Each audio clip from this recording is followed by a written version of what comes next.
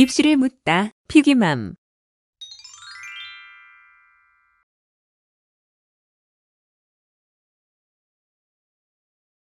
안녕하세요. 반갑습니다.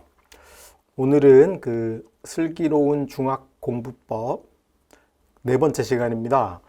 아마 중학생들이 가장 궁금해하는 거일 수 있는데, 고등학교 선택을 도대체 어떻게 해야 되냐. 근데 이제 우리가 명확히 인지해야 될 게 뭐냐 하면, 대학이 더 중요하다. 그리고 고등학교는 거쳐가는 관문이기 때문에 너무 고등학교에다 초점을 둬서는 안 된다. 항상 내가 이 고등학교를 선택하면 대학 입시에서는 어떤 상황이 벌어지고 나는 대학을 가기 위해 어떤 경로를 밟아야 되는지 그걸 좀 명확히 인식을 할 필요가 있을 것 같아요. 보통 우리가 사교육을 학원들에서 하다 보면 일단 그런 게 필요 없어. 무조건 특목고 가는 게 그냥 지상 과제고 선인 거죠. 이제 그렇게만 생각하다 보면 궁극적으로 가장 중요한 대학 입시를 놓칠 수도 있기 때문에 그걸 좀 잘 주의하시면서 들었으면 좋지 않을까 생각이 듭니다. 우선 제목은, 4장의 제목이 대학 입시의 1차 관문은 고교 선택이다. 제가 이렇게 선택을 해봤는데, 자, 책을 좀 보면서 해볼게요. 대학의 전공 계열에 따라 선발 전형이 제각각임을 알았죠. 앞에 우리가 3장에서 계열별로 어느 형태로 뽑는지 이런 건 좀 정리를 해봤기 때문에, 고교 선택이 이제 왜 중요하냐면, 우리나라가 중학교와는 달리 고등학교가 유형별로 좀 구분이 돼 있어요. 이게 이제 표인데, 이 표를 보시면 이게 2019년 4월 1일자 교육 통계 자료입니다. 여기에 보시면 우리나라 고등학교 유형을 교육부가 분리해 놓은 건 이렇게 되어 있어요. 일반고, 특성화고, 특수목적고, 이걸 줄여서 우리가 특목고라고 하고 있죠. 그 다음이 자율고. 자율고는 자공고, 자사고 이렇게 두 개로 나뉘어져 있는데, 원래 자사고가 먼저 생겼죠. 민사고가 맨 처음 자사고가 만들어지면서 이제 자사고들이 쭉 생겼고, 이명박 정부 시절에 자사고를 100개를 육성하겠다 그래가지고 고교 다양화의 일환으로 엄청나게 생겼습니다. 40개 정도까지 생겼어요. 근데 40개 정도가 생겼는데 주로 서울에 주로 생겼어요. 지방은 광역자사고라고 불리우는 학교가 그렇게 많지는 않습니다. 그래서 지금 42개, 이때 현재 42개고, 올해도 하나가 일반고로 전환을 해가지고 이제 한 40개 정도로 축소가 됐고요.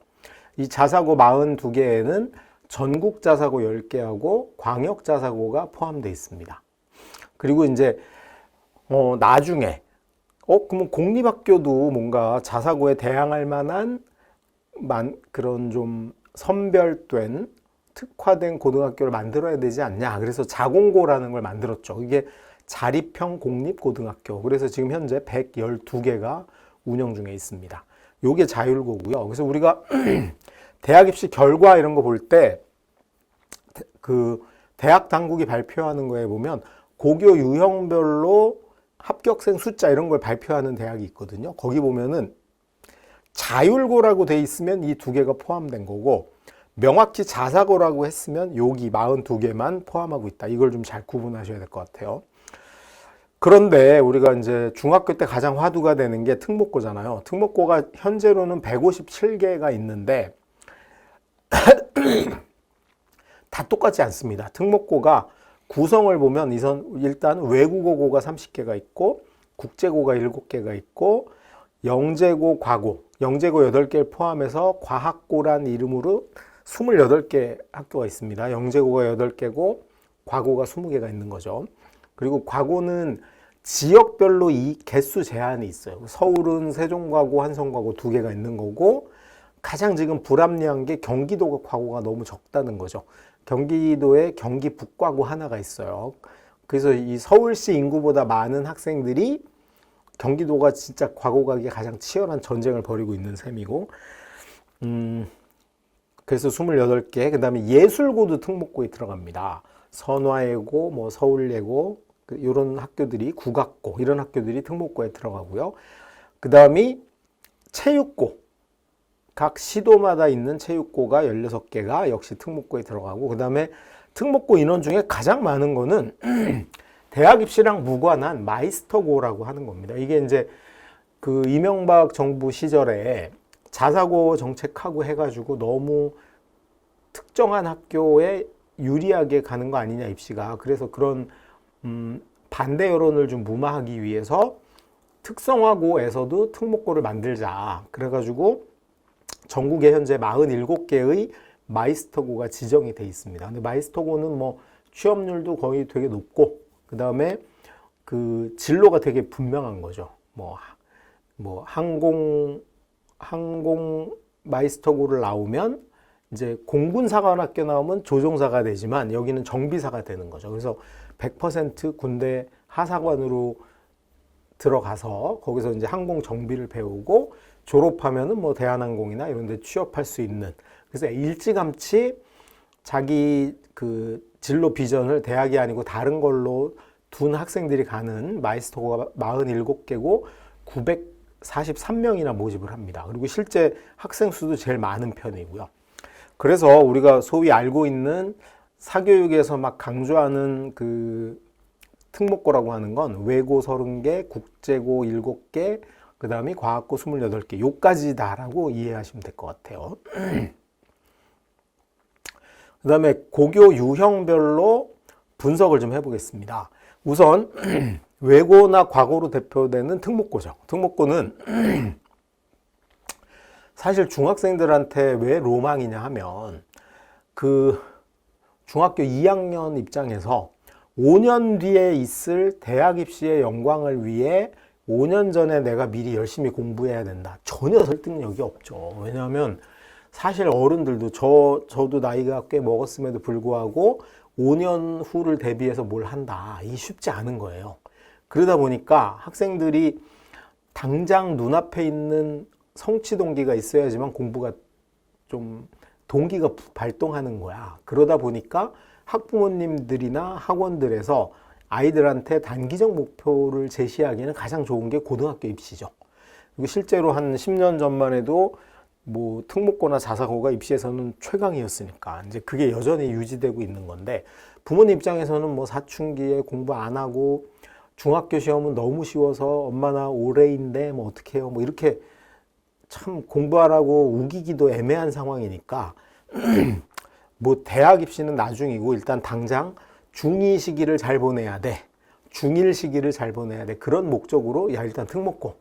이렇게 손쉽게 접근하는 게 굉장히 용이하게 활용되고 있었던 거죠. 그래서 특목고는 말 그대로 뭐 특수 목적을 가자란 목적으로 실제 준비하는 학생이 한 30%면 70%의 부모님들이 특목고라도 하자라고 생각하는 건 아마 이런 동기부여, 감성적인 요소가 되게 클 것 같아요. 이제 제가 이야기하는 거는 객관적이고 이성적으로 봤을 때 특목고 입시가 과연 대학 입시에 도움이 되냐 아니냐 이 문제를 좀 고민해 보자 라는 차원입니다. 그리고 저는 솔직히 특목고 가는 거 권장하는 편이에요. 근데 조건이 있는 거야. 어떤 조건에선 어느 특목고를 가는 게 매우 좋다.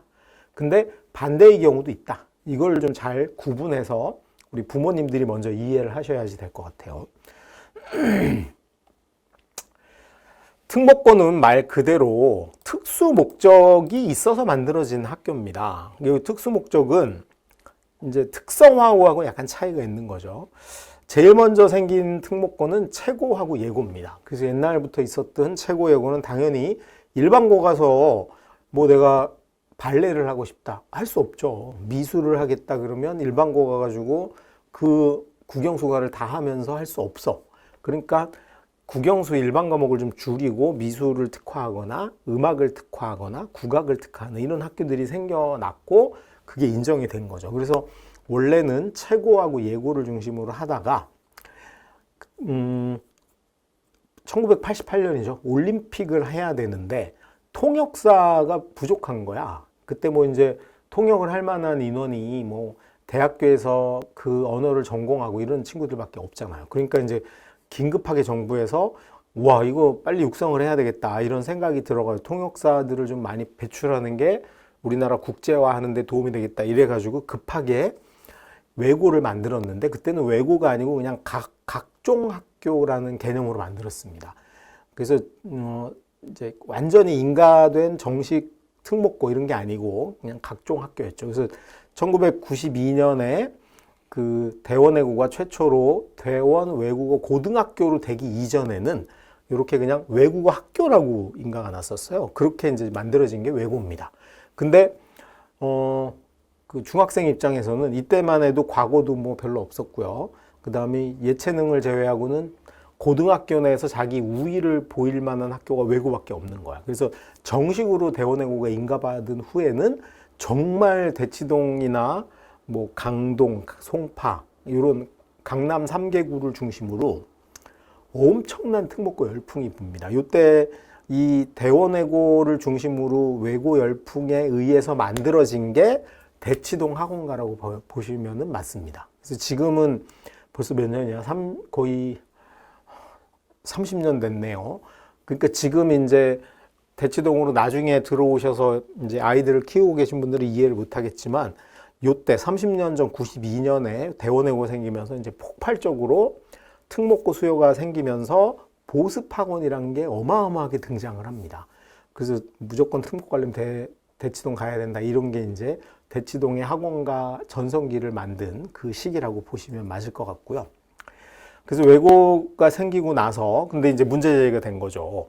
아니 우리가 통역이나 외국어 특기생을 양성하는 건 좋은데 사실 우리나라가 먹고 살려면 이공계를 키워야 되는 거 아니냐. 그래서 과고가 생기기 시작합니다. 그래서 이제 과고가 이제 생기기 시작했는데 그때까지도 여전히 외고의 전성기였어요. 한 2010년 정도까지는. 왜냐하면 서울대 법대 가는 게 그 당시 중학생, 고등학생의 로망이었어요. 이과 가서 의대 가는 건 그때는 그렇게 열풍이 크지 않았어. 그래서 대부분 중학교 때 공부 잘하는 10명 중에 한 7, 8명이 전부 다 문과 가서 서울대 법대 가는 게 로망이었죠. 지금 서울대 의대 가는 로망이 있는 것처럼 그 당시엔 그랬어요. 지금 부모님들 입장에서는 이해가 안 되겠지만 아마 지금 부모님이 그 당시 학생이었을 수도 있겠다.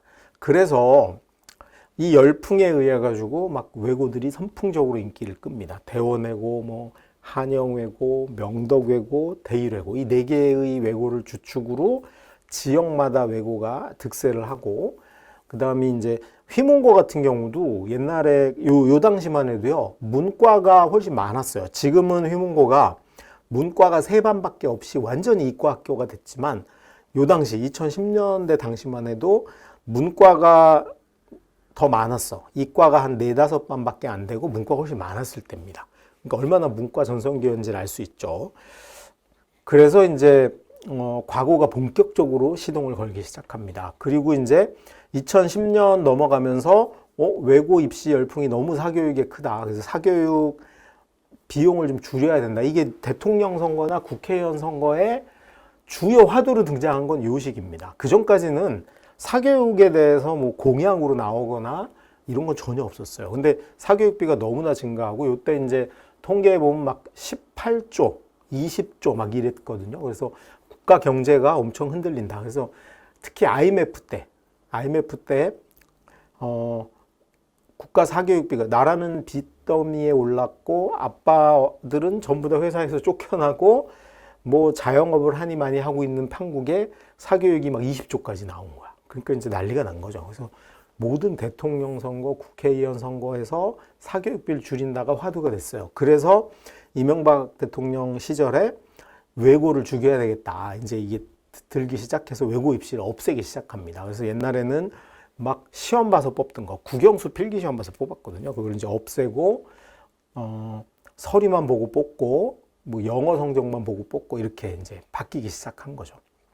그다음에 이제 87년에 과고가 처음 생기기 시작했는데 이 당시만 해도 과고를 나오면 카이스트가 1등이었습니다. 서울대보다 카이스트가 우위였고 포항공대가 1등, 2등, 카이스트하고 포항공대가 1, 2등을 다투고 서울대가 거의 3등 정도 수준으로 특수대학까지 이어지는 되게 좋은 로드맵이죠. 특목고를 나와서 특수 목적 대학을 가는 거야. 이게 이제 국가에서 굉장히 권장됐는데 어느 순간 이제 서울대가 다시 1등으로 등장합니다. 그래서 카이스트가 1등이 아니고 이제 서울대 가는 게 목표가 된 거죠. 이러면서 특목고 현상이 이제 우리나라에 본격적으로 양산이 된 거죠. 근데 이제 이 사교육비랑 연관이 되니까 어느 순간 특목고는 이제 입시를 할 수가 없는 구조가 됐죠. 그래서 외고는 이미 뭐 영어 내신 성적만 보고 뽑아야 되고, 그다음에 자사고나 특목고도 과거도 면접만 볼 수 있잖아요. 필기 시험 못 봅니다. 시험이 없어졌고, 이름이 이제 자기주도 학습 전형 이렇게 이름을 정하면서 그 필기 시험 보는 걸 폐지했어요. 폐지하고 오로지 면접만 볼 수 있는 거야. 그렇게 바뀌었고, 자사고들도 마찬가지죠. 자사고들 대부분은 한 1.5배수를 서류를 통해서 뽑고 나머지 1.5배수 학생을 면접을 통해서 떨구는 구조가 진행이 됐고요. 그다음에 이제 특목고보다 자사고가 조금 더 인기가 높아진 이유는 학종이라는 학생부 종합전형이 생기면서 되게 다양한 활동을 하고, 뭐 의대 가기에도 유리하고 공대 가기에도 유리하고 문과에서도 다양한 보고서나 이런 걸 할 수 있다. 이런 게 좀 확산이 되면서 자사고 열풍이 확 불기 시작합니다. 그러면서 이제 특목고 인기는 예전에 비해서는 많이 쇠퇴한 형국이 된 거죠. 근데 이제 특목고가 그래서 이제 지금이 된 겁니다. 외고는 문과 학생들만 가고, 그 다음이 대학 입시에서도 어문 계열 위주로 선발해. 그러니까 이제 너무나 명확한 거죠. 내가 중학생이어도 나는 공대를 가고 싶어. 그럼 외고를 가는 게 오히려 대학 입시에 방해가 되는 게 된 거죠. 그러다 보니까 외고의 장점과 과고의 장점을 모두 가진 것처럼 보이는 게 자사고가 된 거예요. 자사고는 문과도 있고 이과도 있어. 그리고 외고나 과고가 하는 것만큼 되게 다양한 프로그램을 운영할 수도 있어. 그래서 이제 학생부 종합전형 전성 시대에 자사고가 확 떴던 겁니다. 근데 외고에서는 특목고에서는 저는 그래서 지금 현재 우리 중학생 입장에서는 내가 특목고를 목표로 한다라고 하면 저는 입시 준비를 할 필요는 없다라고 생각합니다. 입시 준비하지 말고 뭘 해야 되냐 하면 입학하고 나서 내신 성적을 잘 받을 준비를 하는 게 훨씬 필요하다. 특히 외고를 진학하려고 하는 학생들은 이게 되게 중요합니다. 내가 대원외고 가고 싶어요. 근데 대원외고 독일어과를 가려고 해. 근데 대원외고를 입학하는 순간 이 친구가 공부해야 될 공부 중에 가장 많은 단위수, 학점수를 차지하고 있는 게 독일어예요.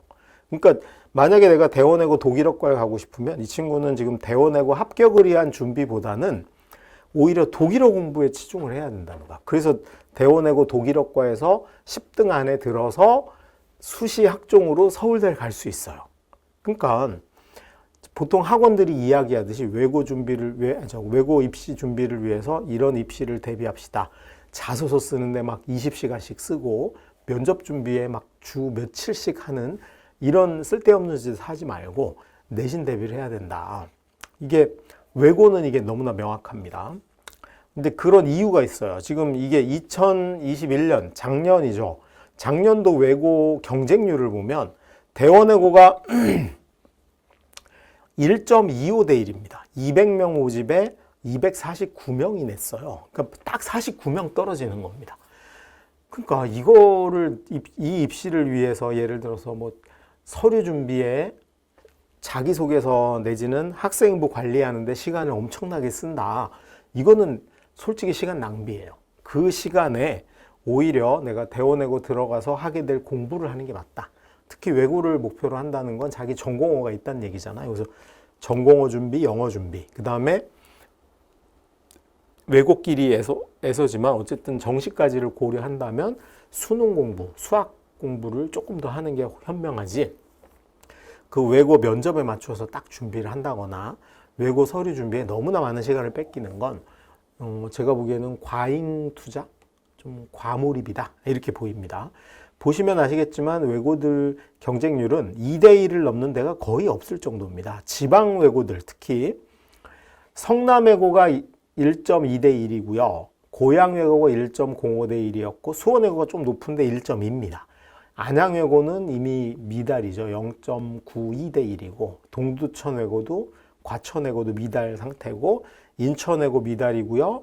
청주 외고도 거의 미달이죠. 그러니까 실제로 내가 외고 준비를 하면서 입시에 그렇게 시간을 많이 투자할 이유는 별로 없어진 거고, 제가 올해 자료도 봐봤어요. 업데이트를 하느라고 올해 자료를 봤더니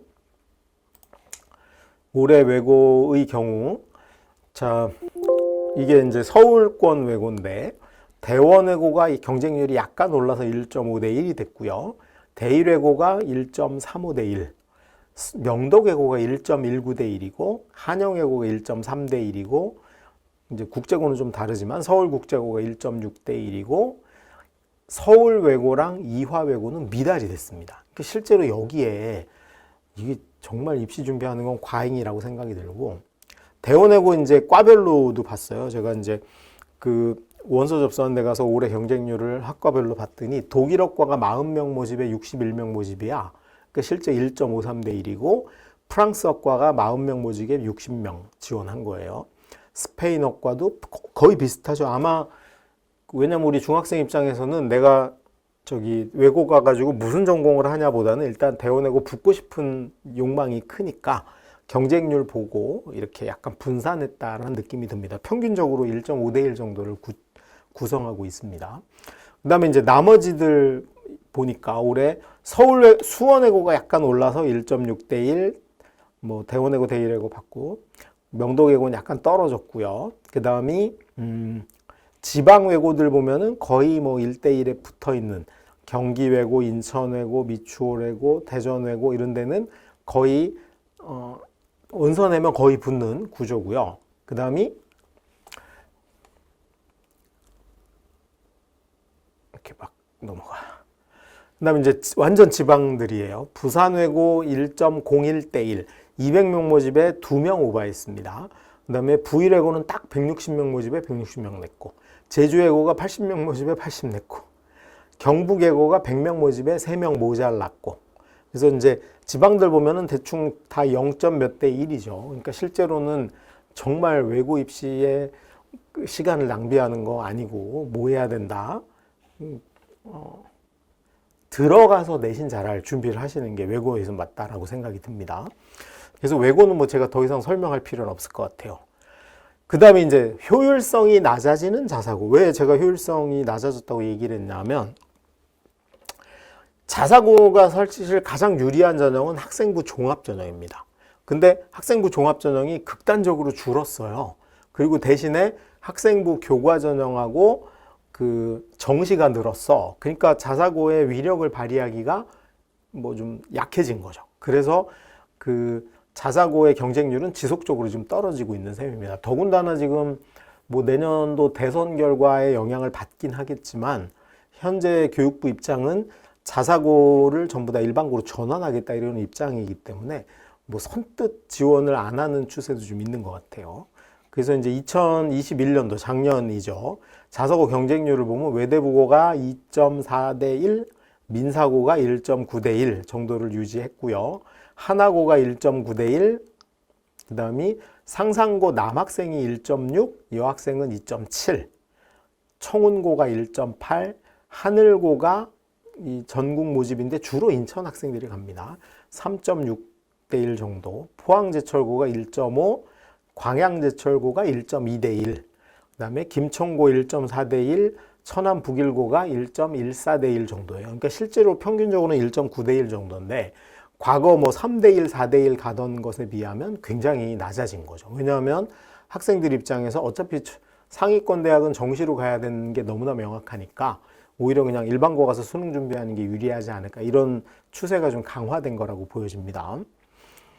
요것도 제가 올해 것까지 한번 조사를 해봤어요. 올해 자사고를 보니까 이게 그 전국 단위 자사고입니다. 외대부고가 2.5대 1, 작년과 비슷하죠. 하나고가 2대 1, 민사고가 1.89대 1, 상상고가 1.89대 1, 인천 하늘고가 1.88대 1, 그 다음에 현대청운고 1.5, 포항제철고 1.05, 광양제철고 1.04, 뚝 떨어졌죠. 그리고 김천고, 북일고는 드디어 미달, 김천고는 딱 모집 인원만큼. 그러니까 자사고의 전반적 경쟁률은 일부 증가하고 나머지는 대부분 하락했다고 볼 수 있고요. 그 다음에 이제 요거를 일반 전형으로만 한번 뽑아봤습니다. 일반 전형이 이제 여기 사배자 전형하고 지역 인재가 포함되어 있어가지고 외대보고 전국 모집에서 일반 전형은 2.8대 1입니다. 작년이 2.4대 1이었으니까 약간 증가했고요. 그 다음에 용인 지역 학생 선발은 오히려 약간 늘었죠. 원래 2.8대 1을 하다가 아니 1.96대 1 하다가 2.4대 1로 약간 늘은 측면이 있고요. 그 다음 하나고는 서울 지역에서 뽑는 인원이 2.14대 1이고 전국은 사회자 전형만 전국 모집인데 이건 1.43대 1로 마감이 됐고요. 민사고가 1.89대 1, 작년하고 거의 비슷하죠. 그 다음에 상산고는 전국 모집 남학생은 1.6대 1에서 1.9대 1로 약간 늘었고 여학생도 2.7에서 2.8로 뭐 거의 비슷하게 유지가 됐고요. 그 다음에 이제 지역 인재 전형, 요게 이제 그 상산고가 있는 전북 지역에서 모집하는 건데 미달입니다. 남학생 미달, 여학생은 1.5대 1 정도고요. 그 다음에 뭐 태권도 모집이나 뭐 사회통합 전형은 넘어가도록 하겠습니다. 그 다음에 이제 서울에 있는 주요 자사고를 보면은 세화고가 1.7대 1을 구성을 했고 작년보다 조금 늘었죠. 세화여고가 1.26대 1 약간 늘었고 중동고도 작년에 1.09대 1에서 약간 늘어서 1.5대 1 정도 됐습니다. 현대고 남학생 작년 미달이었는데 올해 1.2대 1, 현대고 여학생 1.25대 1에서 1.73대 1로 약간 늘었고 휘문고가 1.3에서 1.4로 약간 늘었죠. 근데 여기 지금 5개 학교의 특징은 강남권 학교라는 거예요. 근데 강남권 학교의 자사고는 왜 경쟁률이 느냐 하면 사실 강남권의 자사고는 뭐 일반고하고 큰 차이가 없습니다. 수능 공부하기에도 유리하고 일반고랑 똑같은 커리를 유지해요. 보통 수능하고 일치하는 과목을 하는 경우가 되게 많거든요. 그러다 보니까 세화고 같은 경우는 그 서초구 사는 학부모님들 입장에서 걱정이 많아요. 왜냐하면 서초의 그 상문고를 제외하고는 남학생들이 갈 만한 고등학교가 별로 없어요. 그러니까 남학생 선호하는 고등학교가 남학교여야 되고 이과가 많아야 돼. 근데 서초고나 뭐 반포고 이런 데 전부 다 남녀 공학입니다. 물론 이제 서울고 하나가 있는데 또 서울고는 과학 중점 학교야. 그러니까 이과 학생 입장에선 과학을 많이 하는 부담도 좀 있는 거죠. 그러다 보니까 에이 모르겠다. 정시로 가든 수시로 가든 일단 이과 남학생이 많은 세화고를 가고 보자. 이런 모양새를 갖춘 게 세화고, 중동고, 현대고 요 세 학교가 남학교입니다. 그 다음에 이제 세화여고는 여학교인데 이 여학생 입장에서도 그 여학교가 많긴 하지만 남녀공학도 있긴 하지만 문제는 이과가 적은 거예요. 그래서 세화여고도 보면은 이과 가고 싶은 여학생들이 선택하기에 되게 좋은 모양새를 갖고 있죠. 그래서 작년에 뭐 1.1대 1밖에 안 됐으니까 거의 원서내면 합격이잖아. 그래서 모집 인원이 한 350명 되는데 그중에 이과가 한 200명 가까이 되는 세화여고 가서 내신 관리도 하고 수능은 어차피 사교육 활용할 거니까 뭐 나쁠 거 없다. 이래서 세화여고가 약간 늘었다고 봐야 됩니다. 현대고 마찬가지죠. 현대고가 이제 저쪽 압구정 지역에 있는데 그쪽에 일반고가 별로 없어요. 특히 남학생이나 여학생이나 갈 만한 학교가 별로 없으니까 현대고로 가는 경향이 되게 두드러집니다. 그래서 요 5개의 강남에 있는 학교 자사고들은 경쟁률이 늘었어. 정시 준비하러 간 겁니다. 그리고 이 강남에 있는 자사고 5개는 수시 준비뿐만 아니고 정시 준비에 불리하지 않은 거죠. 사교육을 활용할 수도 있고 교육과정 자체도 이제 학종을 약간 비중을 낮추고 정시 준비에 포커스를 맞춰주는 그런 경향도 보이고 있습니다. 그 다음에 이제 나머지인데요. 나머지 보시면 자 여기 이제 큰 화면으로 보면 경희고가 지원율이 97%니까 미달이죠. 대광고 미달이죠. 배재고, 강동에 또 남학생이 갈 만한 학교가 별로 없어요. 그래서 배재고 무지하게 많이 몰렸고 이 뭐 1.8대 1쯤 되는 거죠. 보인고, 송판대 1.2대 1, 선덕고, 강북지역, 도봉구에 있는 최강의 자사고입니다. 그러니까 이제 중계동 학생도 하고 노원구 학생 넘어가죠. 성북구, 광진구, 심지어는 뭐 종로구 이런 데서도 좀 공부 좀 해보고 싶다 그런 친구들은 선덕구로 모여서 여기도 경쟁률이 1.4대 1 정도 됐고, 세화고는 아까 나왔고요. 숙문고는 일반고로 전환했죠. 그리고 신일고 거의 뭐 딱 저스트죠. 106%. 그러니까 경쟁률로 하면 1.06대 1 정도 되는 거고, 양정고, 목동에 있는 양정고가 1.4대 1. 역시 양정고도 강서고를 제외하고 남학생들이 이과가 많은 학교를 찾다 보니 자연스럽게 양정고로 모이는 경향도 좀 있고, 여학생 입장에서도 마찬가지입니다. 이화여고 1.5대 1, 이대 부고 1.3대 1, 장훈고는 지금 심각하죠. 0.4대 1. 그 다음에 중동고 아까 봤고요. 중앙고, 종로에 있는 중앙고도 0.8대 1로 미달에 가깝습니다.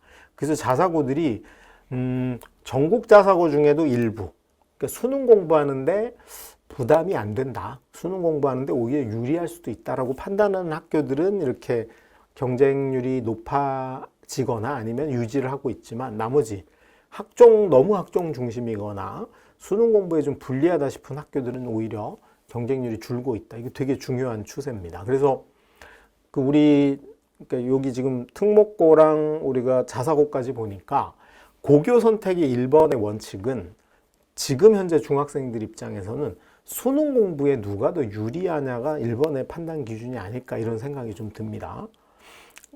그래서 계속 이제 책으로 다시 돌아가 보겠습니다. 그 자사고도 실제로 경쟁률이 높지 않기 때문에, 자사고들 아까 얘기했지만 1차 서류 통과에서 떨어지는 경우는 거의 없겠죠. 아까 외대부고 정도를 제외하고는 솔직히 서류 통과에서 떨어지는 학생은 거의 없다고 봐야 됩니다. 뭐 1.5대 1 넘는 데가 별로 없잖아요. 그러니까 제발 자사고 준비한다고 자소서 쓰는데 너무 시간을 많이 뺏기거나, 또는 서류 준비에 너무나 많은 시간을 들이는 건 말도 안 되는 일이다. 그리고 내가 지원하려고 하는 자사고의 실질적 경쟁률이 어느 정도 되는지를 파악을 해보고, 사실 면접 준비도 그렇게 우리가 구걸할 이유는 없습니다. 지금은 오히려 자사고들이 옛날에 비해서 학생을 못 뽑아서 안달인 거예요. 그래서 오히려 우리가 학생이 갑이고 자사고가 을이 된 거야. 그러니까 제발 들어가서 공부 잘할 걸 준비하는데 시간을 써야지, 애매하게 그 자사고 입시에다 또 시간을 많이 뺏기는 거 역시 아니라고 봅니다. 서울 지역 자사고는 뭐 아까 우리 올해 경쟁률을 봤으니까 거의 비슷하다고 알 수 있죠. 그 다음에 이제 유일하게 고등학교 입시 준비가 필요한 건 영재고입니다. 영재학교는 2차 시험이 아직 존재해요. 뭐 계속 교육부나 정부가 2차 시험을 없애니 많이 논란이 되고 있으나 아직은 존재하고 있습니다. 근데 그 입시 시험 자체가 되게 많이 바뀌었죠. 대학 입시에 영향을 많이 받아서 이제는 시험 문제를 공개해야 됩니다. 그러니까 기출 문제로 공부할 수도 있고, 그 깜깜이 전형이 아닌 거예요. 보통 우리가 영재고 준비하면서 사교육을 하면서 많이 허비하는 게 뭐냐면, 문제가 뭐가 나올지 모르고 그 문제를 학원만 갖고 있어. 그러니까 그게 권력이 된 거예요. 우리 학원 등록하면 문제를 주겠다. 충보가 공개 안 됐으니까. 옛날에 대입 논술이 요 모양이었거든요. 근데 이제 이게 사교육을 유발을 많이 한다 싶으니까 정부가 선행학습 금지법이란 걸 만들어 가지고 내세워서 고등학교 이상의 과정을 한 걸 확인해야 되니까 문제를 다 공개해라. 그래서 선행학습 영향평가 이런 걸 받기 시작을 했어요. 그래갖고 이제 연대, 고대 뭐 이런 대학들의 논술 문제가 고등학교 교육과정으로 좁혀졌거든요. 마찬가지입니다. 영재학교 시험도 법적으로는 고등학교 선행과정을 낼 수 없어요. 중학교 과정 안에서만 시험을 봐야 됩니다. 그래서 그 결과를 확인해야 되니까 각 그 영재학교의 시험지를 홈페이지에 공개해라. 이렇게 요구를 하고 있습니다. 그래서 아마 내년 후년이 되면 거의 대부분 공개를 할 것 같아요. 지금도 많은 학교들이 이미 공개를 하고 있습니다. 그래서 요거 정도만 입시를 준비하면 된다. 근데 영재고도 보면 올해 결과를 보니까 제가 그것도 준비를 해봤습니다. 영재학교 올해 입시 결과를 보면 여기 영재학교죠. 영재학교 보면 8개잖아요. 세종영재고. 경쟁률이 작년에는 23대 1이었는데 올해 8대 1로 줄었습니다. 여기 보면 정원 내 일반 전형 이렇게 보니까 경쟁률이 2021학년도에는 23대 1이었는데 올해는 8대 1로 줄었죠. 인천영재학교도 19대 1에서 올해 7대 1로 줄었고요. 경기영재가 13대 1에서 6대 1로 줄었고, 서울은 7대 1에서 6대 1로 줄었고, 광주영재고는 13대 1에서 6대 1로. 대부분 반 이하로 줄었죠. 왜 그랬냐면 올해부터 원서를 한 군데만 내게 했어요. 작년까지는 원서를 애들이 다 냈어.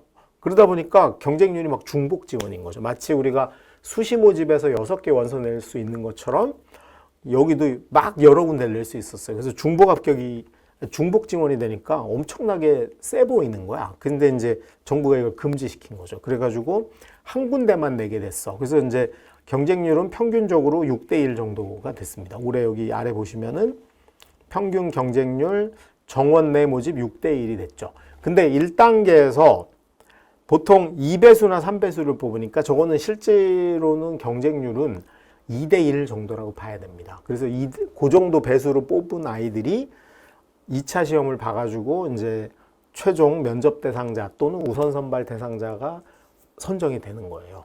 그러니까 실제로는 경쟁률이 그렇게 센 건 아닙니다. 그래도 어쨌든 2차 시험은 되게 중요하니까 여기 준비는 영재학교 정도는 해도 괜찮다. 그래서 영재학교 준비도 사실은 붙으면 되잖아요. 입학시험 1등 했다고 내신이 1등은 아닌 거야. 그래서 영재학교 준비도 너무 과도하게 하지 말고 기출문제를 중심으로 공부를 하고, 오히려 저는 뭐가 합리적이라고 생각하냐 하면 영재학교든 과고든 들어가서 내가 내신을 잘 봤는데 좀 초점을 두고 공부하는 게 훨씬 유의미하다. 그 얘기를 드리고 싶습니다. 그래서 지금 작년도도 보면 제가 여기 2단계 실질 경쟁률이라고 해놨어요. 요게 뭐냐면 아까 제가 말씀드렸듯이 중복 합격인 애들 다 제외하고 나중에 이제 2차 시험을 보러 온 애들의 실질 경쟁률은 요 정도밖에 안 됐다는 거고요. 올해도 마찬가지입니다. 그 다음에 이제 제가 여기 과고는 책에서는 언급을 안 했는데 올해 입시 결과 과고 거도 좀 정리를 해봤습니다. 그래서 여기 보면 일단 한성과고, 세종과고가 경쟁률이 한 4대 1 정도 되죠. 한성과고가 작년에 4대 1, 4.9대 1이었는데 올해 4.2대 1로 약간 낮아졌고요.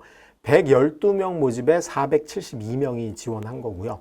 세종과고 일반전형은 작년이 3.8대 1인데 올해 약간 늘어서 4.4대 1 정도로 늘었습니다. 근데 이제 과고는 입시가 사실 없는 셈이에요. 뭐밖에 없냐면 면접밖에 없어요. 그러니까 실제로 서류 전형에서 일부 통과하고 나면은 면접만 있는 거예요. 그래서 면접 준비는 하긴 해야 되지만 필기 시험 준비보다는 덜 해도 되는 거죠. 그러니까 면접 준비를 하는 자투리 시간을 이용해서 확실하게 내가 오히려 고등학교 들어가서 잘할 수 있는 공부를 투자하는 게 맞는 거죠. 그래서 영재학교를 제외하고는 입시 부담은 좀 털어도 상관이 없다. 뭐 그런 말씀을 드리고 싶고요. 그 다음에 이제 그래서 고교 입시 준비에서는 이거죠. 외고나 국제고는 1단계에서 영어 내신과 출결을 활용해서 1차를 선발하고 뒤에 면접이 있는 거고, 서울 지역 자사고는 내신 성적 상관없이 추첨입니다. 이게 당연히 뭐 휘문고를 가거나 중동고를 갈 때 입시 준비를 하진 않죠. 그리고 면접 보는 거고. 근데 경쟁률이 뭐 1.5대 1 미만인 상황이면 면접이 어떻게 이루어지냐면 실제로 자사고를 그냥 자사고를 올 준비가 안 된 친구들도 꽤 많이 내거든요. 저는 이제 그런 경우도 봤는데, 아버지가 그 학교를 나왔다고, 뭐 아버지가 휘문고 나왔다고 그냥 아들도 휘문고를 내는 경우도 있더라고요. 이제 그런 친구들 보면은 사실상 면접이랄 것도 없어요. 성적을 보지 않더라도 첫 한두 마디 해보면 이 친구가 막 목적의식이 있거나 공부를 열심히 해보겠다는 욕심 말고 그냥 한번 원서를 내봤구나 이런 경우 알거든요. 이제 거의 그런 친구들이 자연 탈락하면은 실제로는 거의 뭐 웬만큼 목표의식이 있는 친구들은 거의 합격한다고 보시면 될 것 같고요. 서울 이외의 자사고도 마찬가지입니다. 1단계 내신 성적에다가 면접인데 경쟁률 자체가 거의 미달이에요. 올해 보니까 부산 지역에 있는 이제 광역 자사고 중에 제일 센 학교가 해운대고라는 학교가 있는데 거기도 올해 미달이었습니다. 그러니까 사실은 뭐 면접이 아무 의미가 없죠. 그다음에 과고의 경우는 학교장 추천, 입학 사정관, 서류 평가를 통해서 1차를 통과하고 그다음에 2차에서 내신 성적과 서류 평가와 면접을 동시에 하는 겁니다. 그러다 보니까 이 면접이 뭐 그 학원에서 무지하게 어렵게 나온다고 막 겁을 줄 텐데 실제로 경험을 하고 그다음에 이제 기출 문제 가지고 연습을 좀 해보면은 충분히 뭐 이렇게 두려워할 정도의 시험은 아니다. 뭐 그런 환경이란 걸 좀 이해를 하셨으면 좋을 것 같아요. 자, 그래서 이제 우리가 고등학교 선택의 공식을 이제 마무리로 정리를 해보겠습니다. 제가 하도 여기에 혼란이 많아가지고 사실은 약간 뭐 명확하다라고 100% 구분은 안 되지만 그래도 제가 일부를 나눠보는 공식처럼 만들어 봤어요. 자, 우선 민사고 하나고. 민사고 하나고는 우리나라에서 대표적인 국제학교 성격의 자사고입니다. 그러니까 우리 뭐 동탄국제고나 서울국제고처럼 그런 국제고가 아니고 진짜 인터내셔널 스쿨이죠. 그래서 문과, 이과 다 존재하고 그 다음에 이제 외국에 있는 인터내셔널 스쿨처럼 뭐 AP 위주로 공부하고 물론 이제 우리나라 국제고도 마찬가지입니다. 근데 이 두 학교는 자사고지만 국제학교 성격이 강해요. 그래서 어떤 구분이 되냐면 학종은 절대적으로 유리하다. 그 다음에 교과하고 정시는 불리하다. 왜냐하면 다른 자사고와 달리 민사고하고 하나고는 AP를 위주로 배우기 때문에 수능하고 관계가 없는 과목이 많습니다. 내가 뭐 AP 피직스를 열심히 배웠는데 실제로 수능 과목하고는 상관이 없는 경우가 많아. 그러다 보니까 수능 공부하기도 힘들고요. 여기 학교들은 3학년 내신까지도 굉장히 치열한 경쟁을 해야 됩니다. 왜냐하면 3학년 내신에 따라서 등수가 막 갈리거든. 그러니까 수시로 목표한 대학을 명확히 가기 위해서는 3학년 1학기까지 내신에 몰입을 해야 되는데 그 내신이 수능 과목이 아닌 거예요.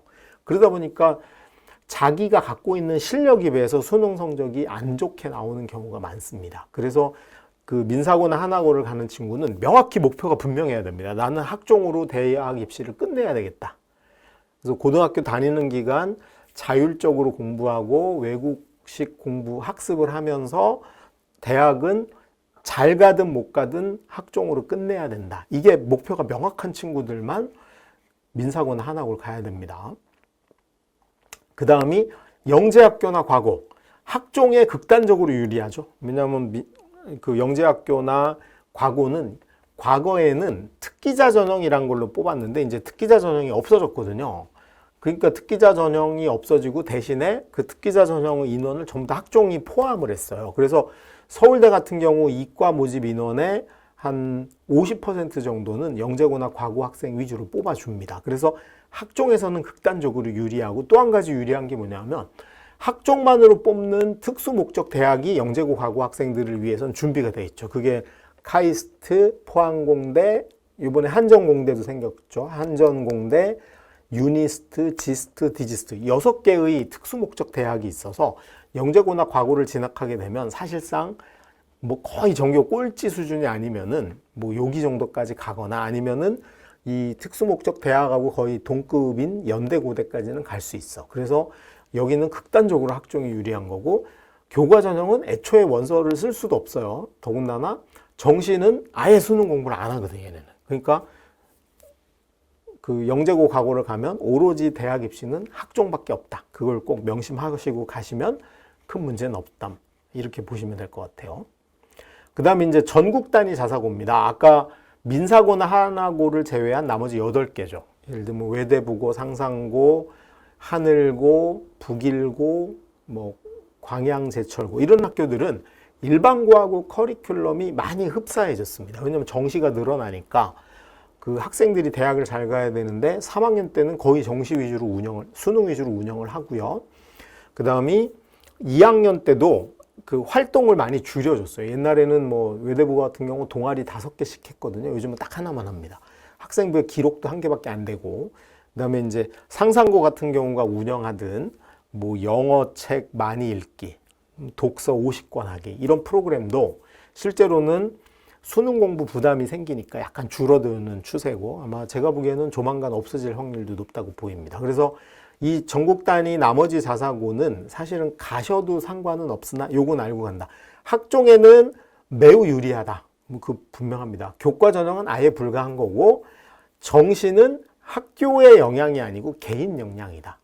그래서 이제 어떤 차이가 있냐면 상상고 간 친구들은 수능을 사교육으로 공부하기는 어렵잖아요. 뭐 학원들이 밀집돼 있는 동네가 아니야, 전주가. 그러니까 주로 인강을 활용하거나 본인이 자습을 해야 돼요. 그래서 개인의 학습 역량이 되게 중시되는 겁니다. 자사고는. 사교육 도움받기가 너무 힘들어. 청운고 같은 경우 보니까 그래도 이제 사교육을 받으려고 그 청운고가 울산의 저 바닷가에 있잖아요.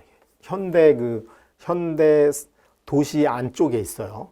거기 학원이 어디 있어? 그러니까 이제 엄마들이 진짜 호텔 빌려서 과외하고 막 이렇게 하거든요. 그러니까 사교육을 의존하는 게 거의 불가능합니다. 그래서 저는 이제 수능 공부 관련해서는 전국 단위 자사고, 기숙사가 있는 학교를 가는 친구들은 자기주도 학습 능력이 없는 친구들은 좀 피하는 게 좋지 않을까. 왜냐하면 혼자 공부해야 돼요.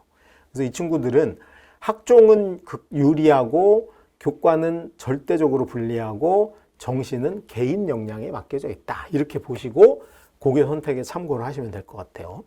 그 다음에 이제 광역자사고입니다. 또는 이제 비평준 명문고라고 제가 이름을 붙였는데, 비평준 명문고의 대표적인 게 이제 공주 한일고 같은 데입니다. 공주 한일고. 그 다음에 이제 경기도 지역에 많죠. 경기도 지역에 뭐 오산에 있는 세마고, 뭐 이런 학교들. 그 다음에 양서고등학교, 이런 전통적인 수능 명문 고등학교들이 있어요. 이런 고등학교를 포함인데, 이런 고등학교의 특징은 학종에 일부 유리한 측면이 있긴 하고 교과는 절대적으로 불리하고 역시 정시는 개인 역량이다. 왜? 전부 다 기숙사가 있어요. 그러니까 기숙사에서 혼자 공부해야 돼. 그러니까 자기주도 학습 능력이 돼 있는 학생들은 거기 가면 유리하지만 중학교 때부터 사교육에 이제 막 거의 중독돼 있다 싶으면은 혼자 공부하는 걸 되게 버거워할 수도 있습니다. 그래서 그걸 잘 보고 판단하시면 될 것 같고, 그다음에 이제 광역 자사고 중에도 아까 호불호가 분명히 갈린다 그랬잖아요. 강남 지역은 자사고임에도 불구하고 사교육을 너무나 좋게 이용할 수 있는 거야. 문 열면 대치동인 거야. 그다음에 목동에 있는 자사고도 마찬가지입니다. 한가람고나 양정고 같은 데도 문 열고 나가면 사교육을 활용할 수 있으니까 기숙사를 가야 되는 자기주도 학습을 해야 된다, 이런 부담감은 좀 덜한 거죠. 그래서 저는 이제 광역 자사고나 명문 일반고의 경우는 전국 자사고와 달리 기숙사에 가냐 안 가냐가 자기주도 학습 역량이 필요하냐 안 필요하냐를 가름하는 잣대라고 보시면 될 것 같아요. 그래서 꼭 자사고를 가야 된다라고 하면 저는 사교육을 활용할 수 있는 곳은 학생의 자기주도 역량과 무관하지만 기숙사가 있는 데는 자기주도 학습 능력이 되게 의미가 크다. 그걸 좀 인지하시고 보내시면 좋지 않을까 보입니다. 그 다음에 이제 5번째 유형이 우리나라에서 제일 이제 대학 입시에서 소외되어 있는 학생이라고 볼 수 있죠. 학생 수가 되게 작은 일반고입니다. 지방 일반고. 그래도 서울은 아무리 작아도 종로구가 아마 인구수가 제일 작을 것 같은데 그래도 한 200명 정도씩은 되는 것 같아요. 근데 이제 지방에 가면은 일반고가 100명 단위인 데가 되게 많습니다. 가장 서울에서 가깝다고 하는 여주시 같은 경우 학생 평균 인원이 100명대예요. 110명? 이 정도밖에 안 됩니다. 그러니까 1등급 받기도 힘들 뿐더러 2학년이 되면 그 친구들이 사회하고 과학으로 또 나누어 가지고 수업을 해야 돼요. 그러니까 학종에는 아무런 득도 없어. 왜냐하면 지방 일반고를 대학이 알아줄 리도 없죠. 물론 블라인드 처리를 했기 때문에 상관은 없겠으나 별로 유리한 게 없어. 교과는 불리해요. 지방 일반고라 유리할 줄 알았는데 불리해. 왜? 내신 등급 따기가 힘드니까. 그 다음에 정시는 개인 역량이야. 왜? 역시 지방 일반고를 위한 사교육은 조성돼 있지 않아요. 오로지 이용할 수 있는 게 인강밖에 없는 거죠. 그러니까 역시 개인적 역량이 수능에는 영향을 많이 미치는 셈이고, 그 다음에 6번째 유형이 학생 수가 많은 지방은 괄호 열고 닫고예요. 그러니까 서울 지역 또는 경기도 지역, 지방 다 포함입니다. 그래서 이제 예를 들어서 경기도 수원시 같은 경우가 아마 그 지역별로 학생 수가 가장 많은 동네입니다. 수원이 광교부터 해가지고 전부 다 아파트 단지로 완전히 도배가 돼 있는 동네여가지고 인구 밀도가 되게 높아요. 더군다나 이제 그 부모들 연령층이 중고등학생이 되게 많은 편입니다. 그러다 보니까 대부분의 일반고가 300명이 넘습니다. 그래서 내신도 되게 유리해. 근데 이제 학종은 인서울권에 비해서 약간 불리한 게 있는 거죠.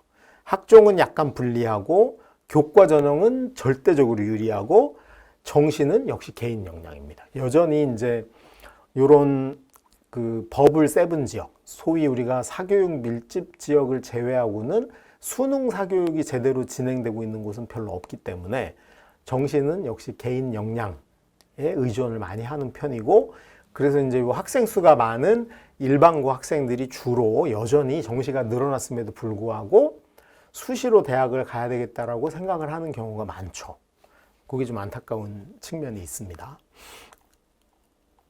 그 다음에 이제 마지막으로 여기 나와 있진 않으나 사교육 중심지, 여기는 뭐 자기주도 학습 안 해도 학원 다니면서 뭐 열심히 엄마가 밀어주기만 하면 사교육 가서 시험에 뭐 나오는지 알려주고 이런 게 되게 강한 거죠. 그래서 이 사교육 중심 지역 학생들이 학종보다 교과 전형보다 정시 선호도가 굉장히 높은 겁니다. 가장 대표적인 사례가 강남구라고 보시면 될 것 같아요. 강남, 서초 이런 지역이 그 다른 지역보다는 정시 중심으로 대학 입시를 끝내는 경우가 상당히 많은 거죠. 그래서 강남구는 평균적으로 제가 뭐 통계를 정확히 낼 수는 없어요. 왜냐면 이게 학교들이 공개를 하지 않기 때문에 제가 이제 이리저리 아름아름으로 알아본 거에 따르면 중요한 그 메인 학교들은 대략 한 70% 정도가 정시로 대학을 진학하는 경우가 많다. 그렇게 보시면 되지 않을까 싶습니다. 그래서 우리가 오늘 이제 고등학교 유형 종류를 알아봤고요. 그 다음에 그런 고등학교 유형에 따라서 실제로 내가 대학 가는 경로가 3개인데 하나가 학종, 하나가 교과전형, 하나가 정시, 이 3개인데 유불리가 각각 있는 거죠. 셋 다 유리한 데는 없어요. 셋 다 유리한 데는 존재하지 않는다. 그러면 이제 유불리를 보고 가는 거야. 그래서 정리를 해보면 특목고는 학종을 보고 가는 겁니다. 그래서 외고, 과고, 영재고는 외고 학생들은 학종으로 어문계열 가고 싶을 때 반드시 강추, 무조건 가야 되고, 이공계를 가고 싶은 이과 학생들은 영재고나 과고를 가면 대학 입시에 극단적으로 유리한 측면이 있죠. 단 의대는 포기해야 된다. 그 다음에 이제 자사고를 가는 경우는 전국이든 아니면 뭐 광역이든, 그 다음에 자사고하고 이제 비평준 명문고들 포함해서 여기는 학종에선 약간 득을 보지만 교과 전형에선 불리하고, 그 다음에 기숙사를 위주로 모여서 살기 때문에 수능 공부는 개인 역량에 달려 있다. 그래서 자기주도 학습 역량이 되게 중요하다. 그 얘기를 꼭 드리고 싶습니다. 여기까지 해보면 우리 어머님들한테 제가 뒷부분이지만 미리 조언을 드리면, 중학교 때 자기주도 학습 능력이 있다라는 거는 사실은 대학 입시에서 되게 좋은 측면이 있는 거죠. 그래서 가능하면 저는 뭐 사교육 의존도를 조금은 낮춰야 된다. 지금 제가 보기에는 중학생들이 과잉으로 사교육을 하는 경우가 많아요. 저는 뭐 적절 사교육 활용 비율에 비하면 거의 2배 정도라고 보입니다. 그러니까 이제 학원에서 이렇게 애들이 진이 빠지고 학원의 스케줄에 따라서 움직이다 보니까 뭔가 본인이 계획을 세워서 공부를 하는 경험을 해본 적이 없는 채 자사고를 가게 되면 거기는 너무나 다른 환경이에요. 사교육은 전혀 받을 수 없는 환경에서 본인 스스로 공부를 해야 되는데 이게 중간에 나오기도 힘들고 엄마가 도와줄 방도도 없는 거죠. 그러다 보니까 거기 가서 이렇게 성적이 떨어지고 만회를 못하는 케이스들도 되게 많다는 거예요. 그래서 하여간 우리 부모님들은 항상 사교육도 활용을 하시지만 자기주도 학습 능력을 병행해서 키워주는, 저는 중학교한테 적절한 건 그런 것 같아요.